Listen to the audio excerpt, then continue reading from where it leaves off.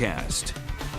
Well, another cold blast of air is getting ready to move in. More on that coming up in just a second. First, though, let's check the latest series of pictures from Newport Harbor. Now, this is the location where a dense fog advisory is still in effect until, I believe, 2 p.m. For the rest of us, the advisory has been canceled, but still pretty foggy here in Newport. It's getting a little better right now. You can see earlier you can't see anything, and at the very end of the loop you can barely make out 4 atoms in some of the water. So eventually we improve this here, but it will take a while longer in places like Newport County and Bristol County. So mild for the short term, and I mean really short term. I mean for the next several hours. Then temperatures will start to fall quickly. There is a chance we end the rain with some snow later on this evening, but many locations may end up missing out on that. And then it gets very cold overnight through tomorrow morning. We'll actually hit the teens during the overnight hours. And then it's tomorrow where we could see wind chills near 0, perhaps below 0 at times. Actual temperatures will be in the teens, but with those very gusty winds tomorrow afternoon, the feel-like temperature, again, near 0. And that's the one that you care about, the feel-like temperature. So you need to bundle up, especially by the time we get into tomorrow. We will also be on the lookout for potential icy roads later on this evening as those temperatures start to drop. Right now, though, way too mild to give those icy roads. Providence is at 58, Gloucester 55, Newport 54 degrees, New Bedford at 58. We have seen some gusty winds with showers pushing through off and on this morning, even had some rumbles of thunder.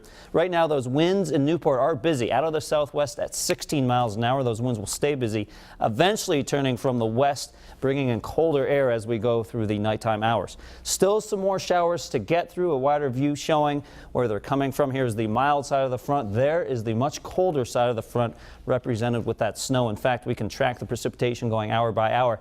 And prime time for the rain will be from now to, say, 3, 4, 5 o'clock this evening. You could see I stopped the clock around 5 o'clock. Likely rain showers, perhaps a little bit of a snowflake action north and west of 295, but it should stay mostly rain for the majority of us. And then later on this evening, say after 10 p.m. through midnight, 1, 2 o'clock in the morning, that's where I stopped the clock right here, the chance of a few isolated bands of snow. Most of us don't pick up anything. A coating is possible in a few locations. Then as we go into the wee hours of tomorrow morning, we'll have to watch the ocean effect snow situation where we have the colder winds moving over the ocean.